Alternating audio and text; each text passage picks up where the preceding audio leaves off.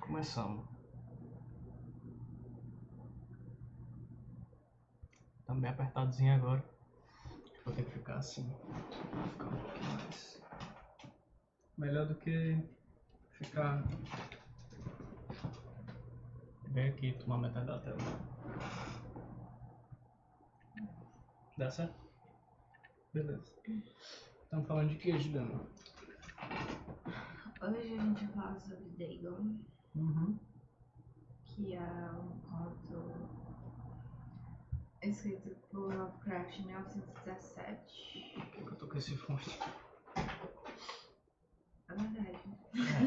É. Costume. Ele fala sobre... Ele começa com os temas? Ele fala sobre a história ou... O que é que tu ia falar dos temas? Sobre naufrágio, um náufrago e um horror muito voltado para o oceano profundo. Eu não sei se náufrago é exatamente o que acontece aqui.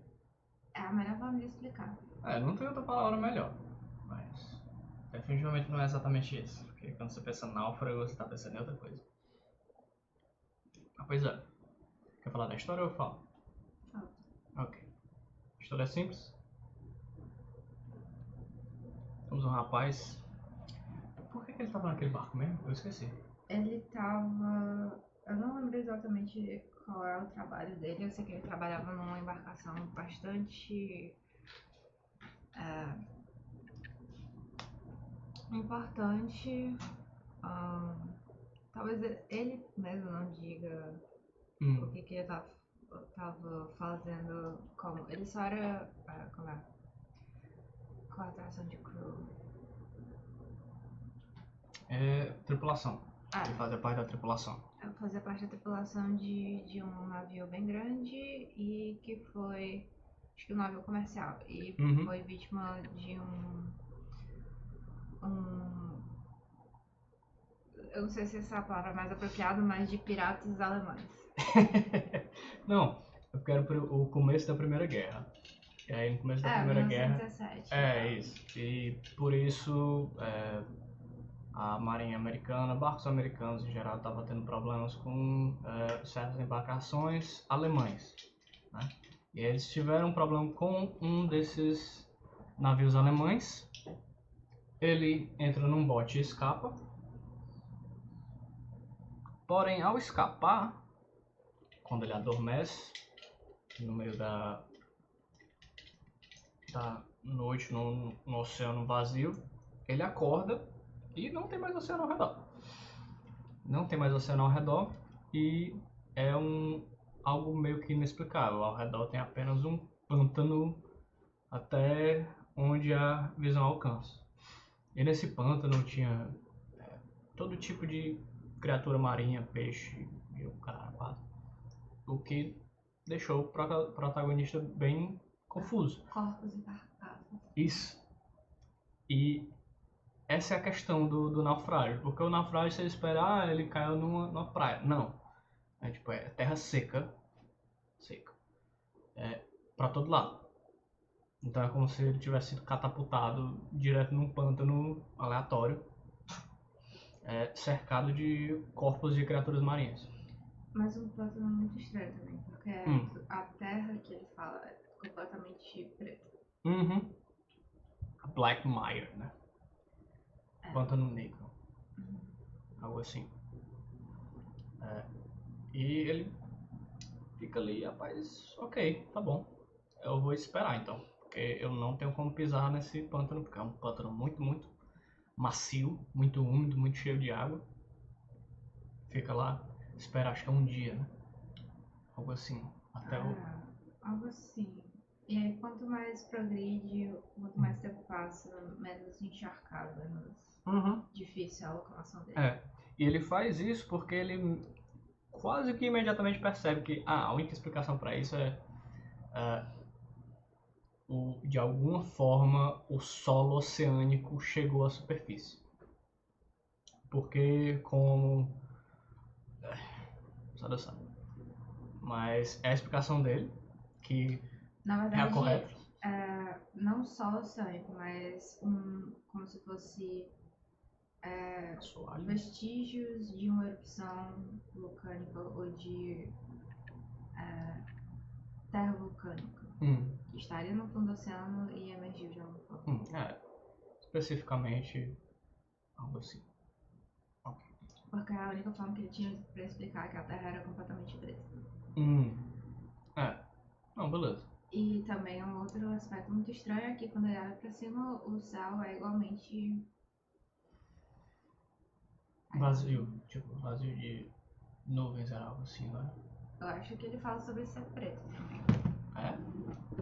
É, não. Olha errado. Não, talvez. Vou dar uma The pausa. sun was blazing out from the sky. O sol estava queimando de um céu que para mim parecia quase preto em sua crueldade sem nuvens. Crueldade sem nuvem. Agora o que é que... Quase preto. Não, beleza. Isso não é uma boa linguagem, sinceramente. Cloudless cruelty. Então não tem nuvens. Tem nuvens, mas o céu tá preto. E ele tá dizendo que é como se ele estivesse refletindo o chão. Não. Como se estivesse refletindo o chão. Ok. Então é como se, tipo, pelo menos ele viu uma revista de curiosidade. Você sabe por que o céu é azul? É por causa do oceano. Aí eles, então se a visão oceânica for toda escuridão, então o céu vai ficar escuro. Acho que ele deve ter feito uma ligação assim. Sei lá.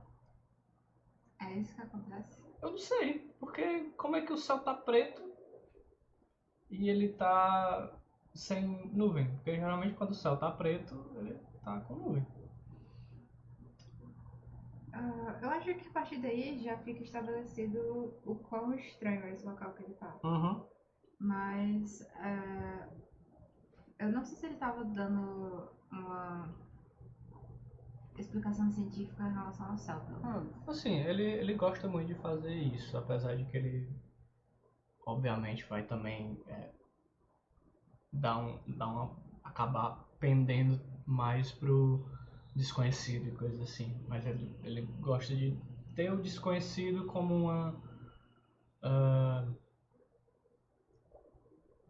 tipo, fazer com que o desconhecido seja uma extensão da ciência conhecida, entendeu? Pra deixar claro que é só, tipo, algo além da nossa compreensão e não, tipo, mágica, fadas. Não, mas eu não tô falando sabe? do Lovecraft especificamente, tô falando só do personagem principal. Ok. Faz sentido. Enfim. Aí ele percebe esse lugar. Ok, não consigo pisar agora. Esperar um pouquinho. Esperar um pouquinho. Ok, agora dá pra pisar. Aliás, o cheiro do local deve ter sido insano. Eu acho que ele fala algo assim. Maravilha. Tipo, até o horizonte só peixe morto. No sol, Jesus Cristo, só piora quanto mais eu penso. Aí ele, ok, dá pra pisar agora, vou sair. Quando ele sai, começa a explorar o local. Não tem basicamente nada, é o mesmo. As mesmas coisas que existiam ao redor do barco dele, a extensão de toda aquela duna. Porque meio que aos poucos deixa de se tornar deixa de ser só uma planície, porque geralmente se você está falando de um pântano, ele é mais plano assim, porque enfim, ele é quase líquido, né? E ele começa a falar tipo morros e algumas pedras que ele toma abrigo embaixo delas. Ele começa a falar das ideias esquisitas dele. Gente, não era pra eu ter feito essa caminhada pelo dia, não, era pra eu ter feito pela noite. Ele adormece, eu acho que quando porque ele adormece. Aí tá a lua bem grande no céu. Porque ele tá passeando e aí ele vê, tem esse morro gigante aqui. Eu não quero subir esse morro gigante, tá muito quente. Aí ele desceu, eu vou dormir embaixo dessa pedra. Inclusive, uma das coisas que eu fiquei muito... Meu Deus do céu, doido, esse cara não pensou nisso. Tipo, o que tava me dando ansiedade o tempo todo quando eu tava lendo esse negócio era da ideia, da possibilidade do oceano retornar. E ele só é tipo, ok, eu não tenho um barco, agora eu me lasquei. Não tem o que fazer. É só se afogar. Ou, melhor barra pior, não, sinceramente eu não sei qual deles seria, ser esmagado pelo volume da água retornando. Né? Então, seria algo, eu acho que eu botei até nas minhas notas, seria algo a ser explorado, assim. Que ele acabou não explorando. Eu achei pai. Mas voltando ao negócio lá, tu ia falar alguma coisa? Ok. Voltando ao negócio lá de... Quando ele adormeceu, acorda, é de noite. De repente, ok, agora eu tenho coragem pra subir esse negócio. É só porque tava quente. Ele sobe esse morro, escala esse morro, e do outro lado ele vê um monolito de pedra. Ele vê um abismo. E no abismo? Sim, esse monolito. Porque o abismo ele é um pouco importante, porque o que ele fala? A lua tá iluminando tudo, mas aparentemente o brilho dela não chegou até essa imensidão para além desse morro. E que ele sente que é uma visão aterradora pelo quão escuro tá, mas que ele se sente extremamente tentado a só, tipo, não exatamente se jogar, mas tipo, correr em direção a esse negócio. Como se fosse um impulso que ele não consegue controlar. Uma lure, né? Ele fala. Algo assim.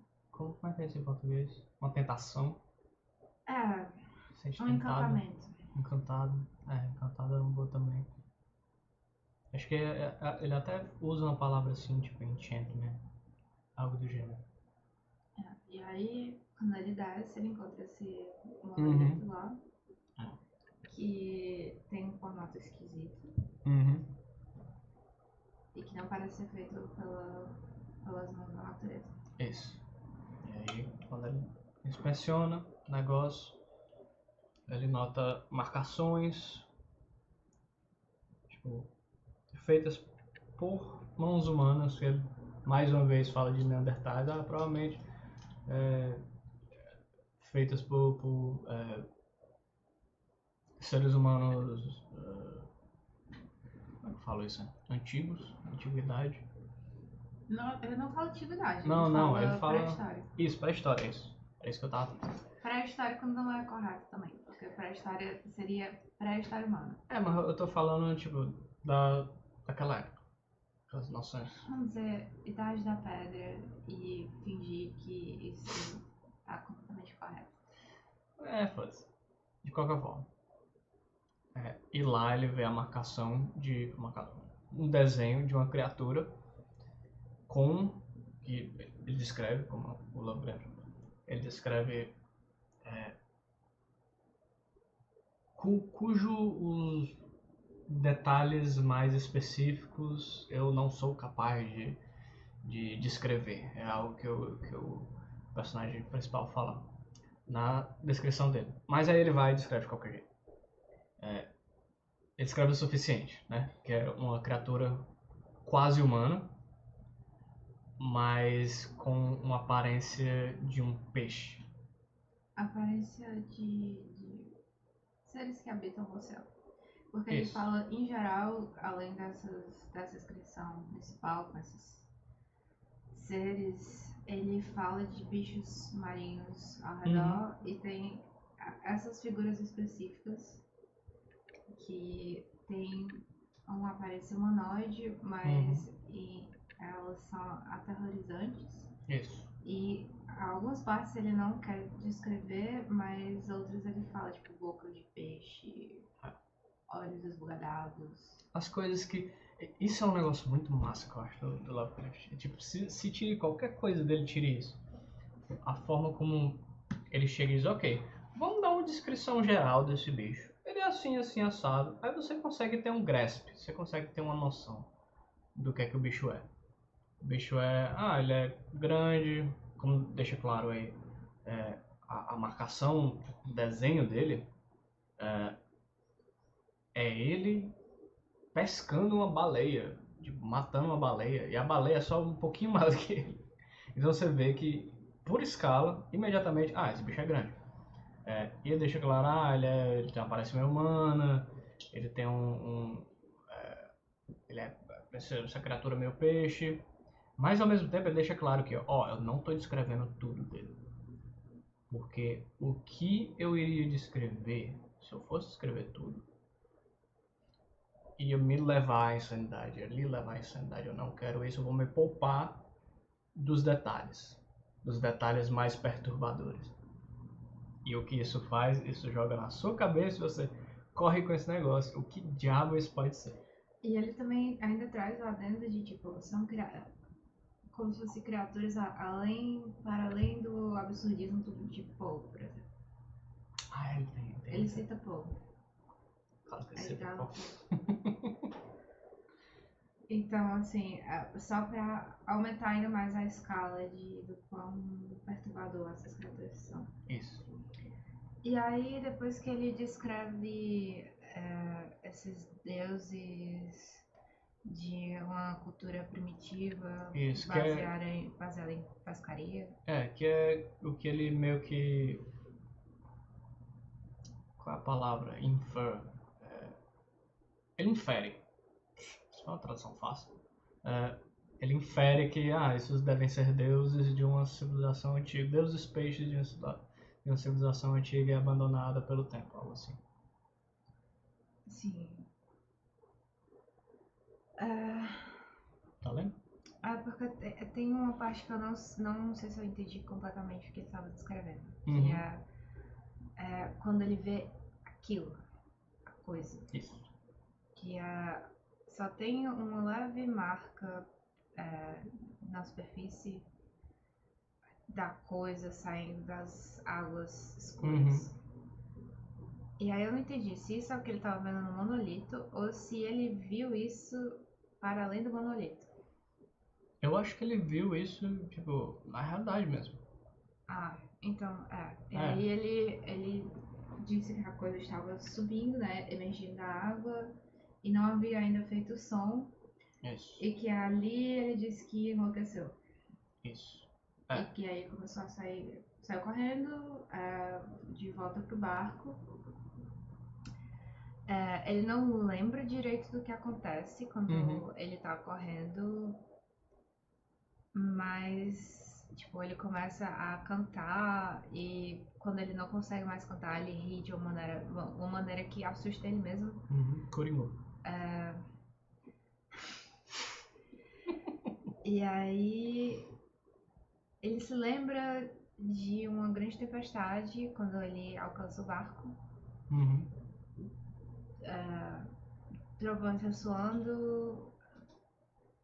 E depois ele acorda em um hospital de São Francisco, nos Estados Unidos.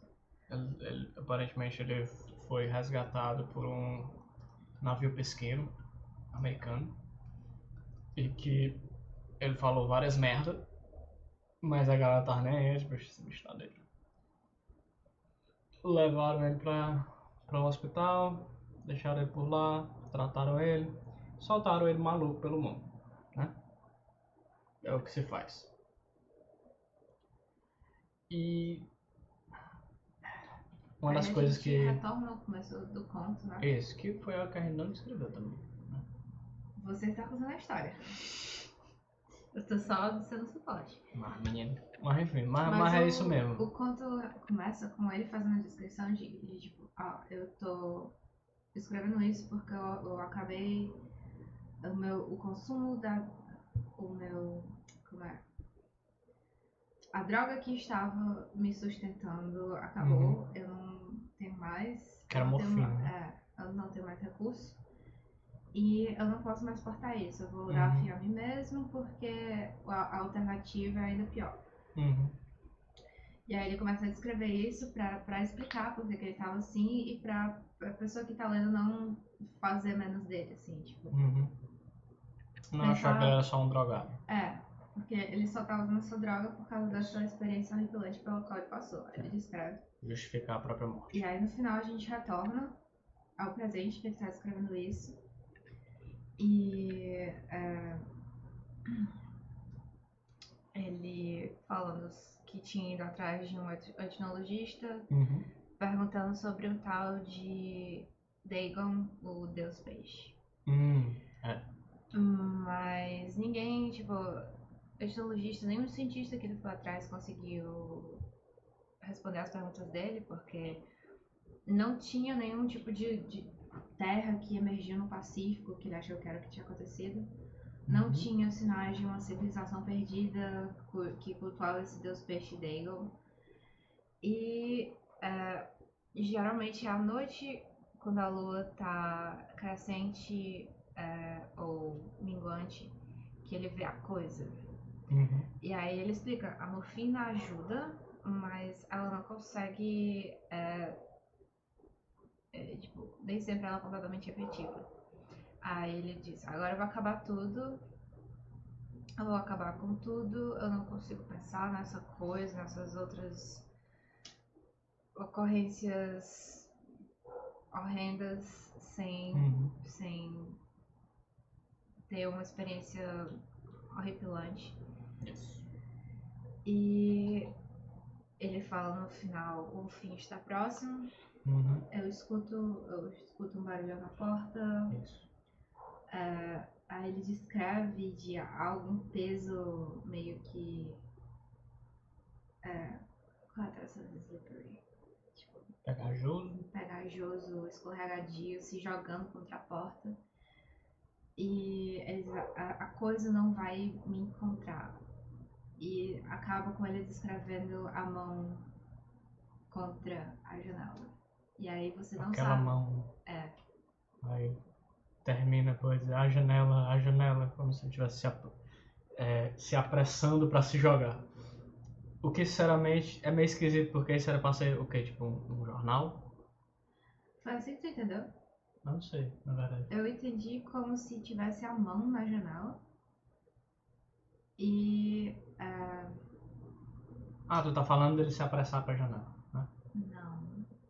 Não, tu tá falando de eu ter falado que ele tava se apressando pra janela. É que eu não entendi isso dessa forma. Porque esse final, a minha concepção foi que ele conseguia ver essa mão na janela. E não que ele ia se jogar da janela. Mas o plano dele era se jogar da janela. Entendeu? E também tem o fato de que na Steam tem o... Isso foi uma tangente, isso foi uma tangente. Não, mas é porque lá tem Dagon, que é uma experiência em VR, que é esse conto. E lá a interpretação do cara foi a mesma que a minha. Que, tipo, ele veio a coisa na porta e aí ele se joga da janela. Seria engraçado, tipo, se você se pareça verde, se jogar da janela. Okay. Mas não é o caso. Aí é realmente ele vendo essa criatura tentar atravessar a porta e ele se joga logo. O que leva mais uma vez ao meu ponto. Esse aqui era pra ser tipo ele escrevendo o porquê que ele não é um drogado qualquer e que ele realmente perdeu a sanidade pra uma criatura misteriosa que aparentemente não existe. Então ele tá meio que... Rapaz, escrever isso aqui rapidinho. Se matar, mas meio complicado.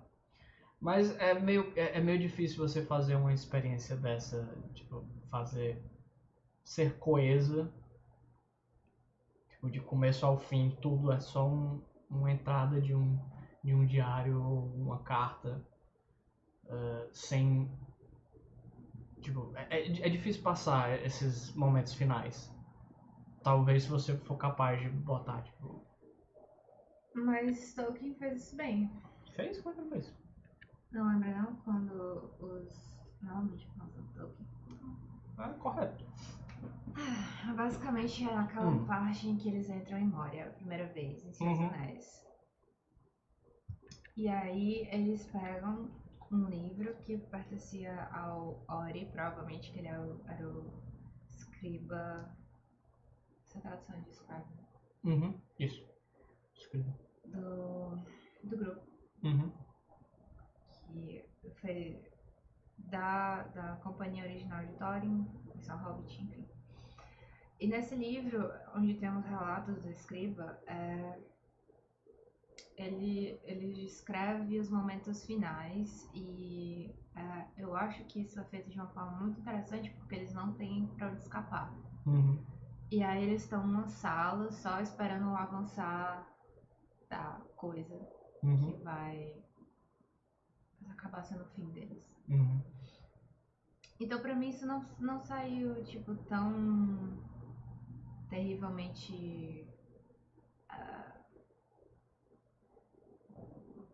esquisito ou, sabe, awkward. É esquisito. Isso é tão estranho. Pra mim teve até um certo... Isso que tu tá falando ou do Tolkien? No caso ambos, mas eu tô falando por causa de Tolkien, isso não me saiu tão estranho na minha perspectiva. Porque tem a questão de deixar uma carta antes de você cometer um atentado contra a sua própria vida. Não, eu entendo, mas a questão aí é que ele quis esboçar o momento que ele viu a criatura e se jogou. Mas também tem... Não que E se isso jogou. ficou esquisito. É por isso que pra mim eu tinha achado que a criatura estava na janela, porque eu não tinha entendido que ele se jogava na janela. Não, assim, mas foi o que eu entendi e foi o que o cara do VR também entendeu. Então, não sei. Mas se ele estivesse na janela, ele estaria tipo na porta e na janela. É o bichão mesmo, né? Podia ser mais de uma criatura, poderia ser uma criatura gigantesca. Mas tipo, ele vê uma criatura. Ele poderia tipo, ter metido a mão pelo outro andar e tipo, fazer. Sabe quando a galera faz assim no seu ombro e sai pro outro lado e você tá aqui? Ele pode ter feito um negócio assim. A questão pra mim é que eu tinha imaginado que essa pessoa o protagonista ia ter se acabado com a arma ou algo do gênero, sabe? Por isso que eu achei que quando ele falou da janela, ele tava falando... Não sei. Eu posso estar errado, o cara pode estar errado também. Eu posso estar lembrando a interpretação do cara errado também. Não, É bem assim, capaz. faz sentido. Só, tipo, eu concordo que esse finalzinho ficou um pouquinho... Só essa parte final ficou esquisita por conta dessa questão de... Eu preciso me jogar da janela. Não ficou ruim, sabe por quê? Porque eu tô me tocando nisso agora. Então no momento que eu li, eu não tava nem aí pra esse negócio. E é isso que importa, é tipo você afundar a pessoa na experiência. Se você quiser achar buraco em coisa boa, você pode... Se você prestar atenção, você vai ver muita coisa. Mas você não notou isso. Nem você, nem ninguém, basicamente. Então, tipo, mostra que a ideia tá no canto certo, sabe? De atmosfera, sabe? E ele conseguiu fazer essa atmosfera muito bem. Pois é, Eu gostaria de saber, porém... A gente pode só encerrar e dizer que essa foi a narrativa. Essa é a narrativa. Essa é a história de Dagon. Ela é uma das histórias mais curtas do Lovecraft. Na coletânea dele, pelo menos essa aqui, é o terceiro conto. Por ele ter sido escrito em 1917 também, provavelmente é um dos primeiros contos dele também. E assim, já dá pra se notar um pouco mais de esmero em relação à atmosfera. E chegamos à questão das criaturas suboceânicas. Esse é um conto completamente Lovecraft, de começo ao fim. É o primeiro conto dele em que ele encontra o estilo dele. Isso. Não tem o que tirar nem pôr. A gente tem oceano, a gente tem barco, a gente tem um maluco que vive sozinho, a gente tem morfina, a gente tem monstro. A gente tem droga. A gente tem droga. A gente tem manicômio, a gente tem hospital, a gente tem antropologia, a gente tem fundo do oceano. Manicômio? Manicômio. Que parte é essa pra? Pode não ter manicômio, mas tem hospital e é bem pertinho. É tipo um do lado do O outro. manicômio foi o anterior, se não me engano. Não, eu tô confundindo, na verdade. O que é que mais tem?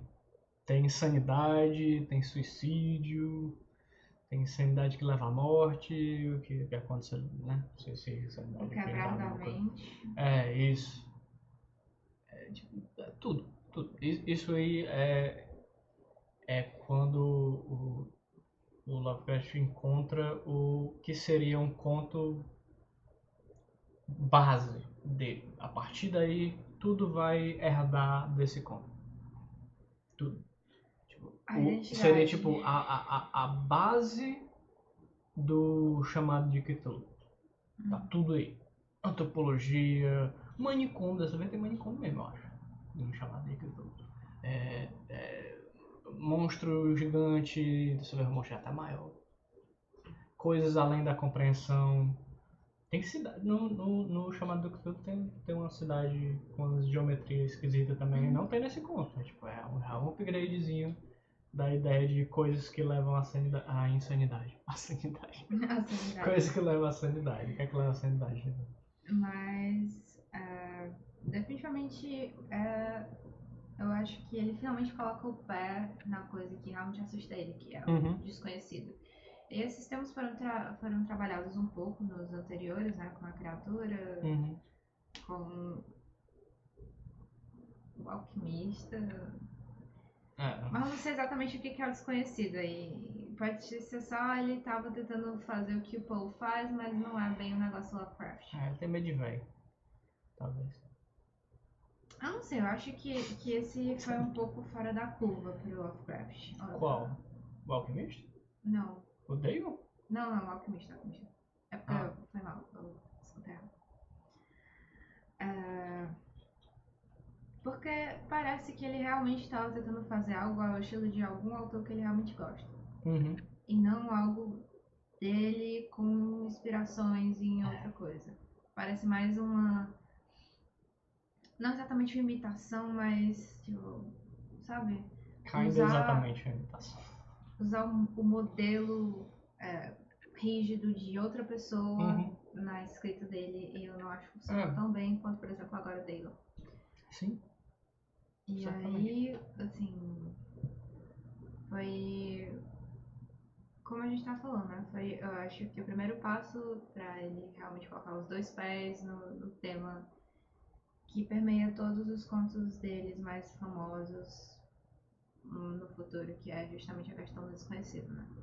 Aí a gente tem o Fundo do Oceano, que era completamente fora de perspectiva pra galera, né? Nos anos 10, nos anos 20. Era algo muito mais... Até hoje mas hoje pelo menos a gente tem como formas de explorar um pouco mais. Eu acho que ele sempre tocou no negócio do desconhecido, mas a questão é que ele nunca tocou no desconhecido correto, sabe? Tipo, no começo. Ele tava sempre falando, tipo, o escuro, o alquimista tem a ver com isso? A morte. O alquimista, não sei, ele é só, tipo, o que é que tem desconhecido? É o que eu tô dizendo, é o talvez a ciência que vá além, sabe? É um negócio meio... não sei. Acho que você tá esticando baladeira. Eu acho que eu tô esticando baladeira também, mas não sei o que teria ali do meio. É realmente meio que só uma imitação do Edgar Allan Poe. Você disse que não é uma imitação. Nem que não é. Eu disse bem que é. O que eu quero dizer é, ele pegou um modelo de uma pessoa rígido e tentou enfiar a escrita dele no meio. Por isso não deu certo.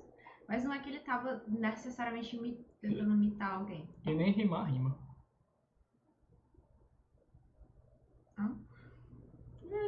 Pô.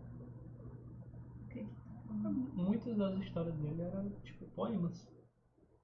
Mas nem todas, não ligo, mas... Enfim. As melhores eram. A questão é... Quantas histórias do Edgar Allan Poe tu já leu? Por que tu vai fazer isso comigo?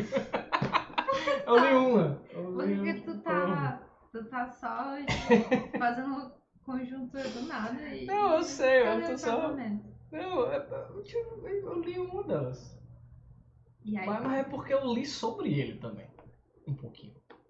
ok. Eu tenho uma ideiazinha. Enfim, aí o que persiste Vocês não. é essa questão de ele continua, eu acho, bebendo do poço de inspiração de outros autores. Ele até Uhum. cita Poe diretamente, agora Sim. Dale. Não tem nem vergonha na cara. Mas eu acho que se as pessoas não tivessem visto os contos anteriores dele, esse conto por si só, ele tá citando Poe, faz Uhum. um favor a ele em prol de parecer mais realista a história. Uhum. E, portanto, um pouco mais assustadora, porque ela está mais próxima em relação à história. Um pouco mais próxima da realidade, porque cita uma pessoa que realmente existiu. Uhum. Enfim. Outra coisa que eu gostei desse conto é justamente essa questão dele começar a pegar essas coisas que a mente não consegue compreender Uhum. completamente. Ele tenta. Não tá tão bom quanto outros contos lá na frente, né? Mas ele tá só começando. Enfim. Vou tentar achar esses Mas, extremos da compreensão. mas aqui já tá realmente um trabalho muito bom. Uhum. Eu tenho outros comentários, mas se quiser. Não, Pode tipo, pegar tem tuas notas uma. e. Eu só não tô com o celular que eu tenho aqui atrás. Vamos. Mas, não, mas eu tenho um. Eu não fiz tantas notas, eu fiz tipo 3 notas. E uma delas é uma piada. Mas uma das coisas que dá pra notar aí é que é inspirador de ver também. É essa evolução, tipo, que a gente vê nos contos dele, né? Veio a. Inclusive, esqueceu até de comentar sobre a tumba. Que a gente leu também. Tipo, nos exemplos que tu deu. Eu não necessariamente esqueci, eu só não. É porque lembra bastante também um conto do Edgar Allan Poe. A tumba mas eu acho que ele não tá mais fazendo o que ele fez com o Alquimista. Que é pegar um modelo rígido e só tacar a escrita dele como se taca, sei lá, um negócio na parede pra ver se prega. É porque você consegue ver perfeitamente o que eu tava falando. A evolução dele. Na Criatura da Caverna, ele meio que tenta fazer algo parecido com a história, mas tipo, nem isso ele consegue direito. É só um maluco se perdendo na caverna e matou um pobre do macaco. É um homicida. Tá essa piada. Não é piada não, na verdade é verdade. Na verdade é a verdade. Aí, nessa evolução de tentar fazer uma história e falhar, ok, ele tentou fazer uma história no estilo Edgar Allan Poe e falhou, que é o Alquimista, certo? Mas beleza, a gente continua. A partir daí, ele vai para a tumba. A tumba, ele fez uma história do Edgar Allan Poe e conseguiu. Tipo, o estilo... A história é boa, é o que eu quero dizer. Mas não é o estilo dele, de forma alguma. Eu acho que ele já tava mesclando aí um pouco em A Tumba. Mesclando? Como assim? O estilo real dele. Ele estava se encontrando. Ok. Sim, certamente. Porque não é uma. Pelo menos na minha opinião, não é uma imitação barata de Poe. Não. O Alquimista é uma imitação barata de Poe. É o que eu tô dizendo. Ele tentou fazer algo no modelo de outra pessoa e deu certo, mas não é dele. Não é o estilo dele. Ali ele tá tentando ser outra coisa. Ele tá tentando ser uma coisa que ele não é. O que, beleza, ele fez bem, mas isso não vai evoluir ele como autor. E agora, finalmente, em Dagon, ele se encontrou. Ele fez um contozinho bem pequenininho, bem simples, com mais nada, super básico, mas ele fez bem. Por isso que eu sinto assim, no meu peito, isso é o embrião de Chamado de Cthulhu. Porque tudo é muito parecido. Só que Chamado de Cthulhu é bem maior também. Tipo, tem a criatura, tem os barcos, tem o oceano, tem antropologia, tem sanidade, tudo. O Chamado de Cthulhu você pega Dagon, estica ele e enche de mais conteúdo que torna a história melhor, não somente conteúdo vazio. Porque, enfim, se você for só colocar volume na história, ela não vai, né? Tipo, isso não ajuda muito. Né? Beleza? Puxa. Eu acho que a única coisa que eu não falei agora sobre a história que tá nas minhas notas é que eu não sei como uma criatura de 10 metros passou pela recepção. Aí que tá, onde é que ele tá? Eu não sei. Tipo, ele tá num prédio. Ele fala isso. Você vai se jogar da janela. Mas isso ele é estabelecido no começo? Porque o problema que eu tive com ele se jogar da janela é porque pra mim ele tava no térreo.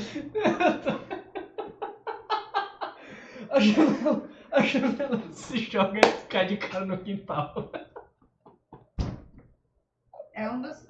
Pode ter sido que eu não prestei atenção, mas um dos problemas que eu tive em entender o final é que eu não tinha entendido que ele tava no andar de um prédio. Checa aí. Eu acho que ele. Eu tenho quase certeza que ele tá tipo num apartamento, alguma coisa assim. Mas tem apartamento no térreo. E aí. Mas eu sei, mas não tem apartamento no térreo, tem tipo no máximo no primeiro andar. Tem sim apartamento no térreo. Tem? Eu nunca vi isso na minha vida. Imagina, ele tá. Entendo pelo que eu quero dizer. Isso é 1917. Talvez ele estivesse, por exemplo, numa taverna, numa pousada. E Sim. tem quartos no térreo. Não, beleza. Mas vê aí se tem alguma coisa assim. Porque foi também a interpretação dessa experiência VR aí. A primeira coisa que ele fala é basicamente a situação dele. Isso, que mas tá não ficando onde doido. ele tá. Não, mas tá Maria. Mas isso aqui é ele falando sobre a. Talvez seja implícito. Porque se não for implícito, mais uma vez, o conto é uma comédia. Mas o conto do Lovecraft é uma comédia. Ele tá se matar, ele cai de cabeça na grama. E o monstro come ele, não sei. Provavelmente. Isso Não sei o tudo que ele aqui, quer a desse partir cara. daqui, já é ele descrevendo a experiência dele. Só o primeiro parágrafo é ele dizendo que ele é viciado em morfina, que vai cometer um atentado contra a própria vida. E aí a experiência. E aí o hospital, o último parágrafo é sobre a lua, penúltima dessa, penúltimo palavra sobre a lua. E aí as alucinações que ele tem. Aí você joga da janela. Fica implícito que ele tá no... Pra mim passou direto na minha cabeça. Eu estava realmente acreditando que. Eu sou muito pior do que tu nisso. Depende. Eu sou uma pessoa que leva as coisas muito no literal, às vezes. Então, quando ele falou a janela, eu achei que o bicho ia entrar pela janela. Desistiu da porta. Não, mas a janela não diz nada também. Então você não tem como já levar a janela literal. Só se você estivesse chamando a janela. Ô, janela. Não tem literal aí. Ele tá implicando alguma coisa. Resta saber o que ele tá implicando. Você foi pra um lado, eu fui pra outro, basicamente. Mas fica implícito que ele vai se jogar pra Mereza. Ou melhor, eu tirei essa interpretação de outra pessoa. Assim. Eu acho que teria sido um pouco mais dramático até se ele tivesse escutando barulho na porta e acabasse com ele com a arma, o cano da arma contra uma parte. Não, ele vai ter um. Da cara? Foi. Da face dele, falou? Eu estou tentando não ser uma pessoa muito explícita no momento. Você pode não dar ideia Não. demais. Não, beleza. Mas isso acaba criando. O que tá falando? Não, tipo, eu tava pensando de novo no problema de como iria se resolver a questão de ele escrevendo, a janela, como se ele fosse, sabe? Eu estivesse explicando, colocando as exclamações dele no papel. Né? Ele poderia simplesmente, assim, como eu faria isso? Né? Eu sendo. Assim, diga-se de passagem, eu faço coisas 1000 vezes pior do que isso. Mas, porque, enfim, quando você está escrevendo, você não percebe essas mancadas que você dá. Por isso, mais uma vez, que eu fico, rapaz, como é que alguém consegue escrever sem editar? Pra mim, isso é insanidade. Mas se eu fosse melhorar esse negócio, o que é que eu faria? Faria o cara pensar, ok, eu escuto os barulhos na porta enquanto eu escrevo isso. Tipo, o meu momento se aproxima, a porta está a ceder, eu sei o que fazer. Algo assim, sabe? Porque deixa claro que está se aproximando e ele está mantendo calma, porque ele tem confiança, ele sabe o que vai ser feito. Não tem como você passar desespero, entendeu? No papel. Tipo, que ele tá colocando aquilo no papel. Você tá desesperado, ele não tá escrevendo, ele parou de escrever há muito tempo. Mas se ele tem um foco e uma determinação de que eu não tenho como fugir e eu devo dar fim à minha própria vida, que é essa determinação que ele mostrou no começo do conto, você tem como escrever ele mantendo esse mesmo sentimento até o final do conto. Isso seria o ideal, na minha opinião. Entendeu? Importa, não. Entendeu? Esse continua sendo um clássico, esse sabe, é picuinha, besteirinha. Todo o resto é maravilhoso. Entendeu? Aí que o Lovecraft se encontra e Deus abençoe ele. Enfim, eu só tinha me estendido nesse ponto porque houve uma diferença de interpretações. Né? Uhum. Eu não tenho mais nada a dizer. Maravilhoso. Bem pequenininho. Não tem muito o que dizer sobre esse negócio. O cara... Eu só achei interessante que Dagon aparentemente é um deus sumeriano. Pai de todos os deuses. Algo assim, né? Isso e também... ele transformou em algo completamente diferente. Não, mas isso também cai na ideia da Igreja Católica, que eles pegavam, tipo, reis e deuses de outras culturas e transformavam em demônios. Se tu vê os 72 demônios lá do Salomão... Você está dizendo que o Lovecraft é um hipócrita? Não, ele tá fazendo a mesma parada da Igreja Católica. Então. Ele não gostava de Igreja Católica? Eu esqueci disso. Né? Não, eu só tô dizendo porque ele era provavelmente ateu. Sim, sim.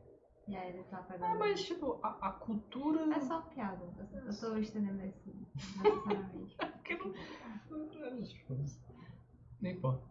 Mas tipo, o que eu tô querendo dizer é que ele fez algo que tipo, já tinha sido feito algumas vezes com os demônios de Salomão lá. Só que ele tá fazendo isso nas obras dele, o que é legal. Né? Ou não, né? Se você não gosta de racismo. Não chegamos lá ainda. Não, racismo, qual é o nome disso? Xenofobia. Acho que é xenofobia, mas se encaixa mais. Racismo se encaixa bastante com Lovecraft. Era o que eu ia falar. Vamos chegar aí no futuro. Não, a gente chega lá. Vai dar certo. Ok. Alguma coisa? Não, acho que a gente consegue encerrar no pensamento de que esse foi o primeiro passo firme na direção do que é o Lovecraft. Do Lovecraft achando o próprio estilo. E a partir daqui a gente vai ver outros contos e ver como isso progride. Essa teimosia de você, tipo, fazer um negócio ruim. Tô nem aí, eu vou fazer de novo. Aí faz um negócio ruim de novo. Tô nem aí, eu vou fazer de novo. Aí continua. Até fazer algo bom. Lovecraft é realmente um exemplo de ser humano.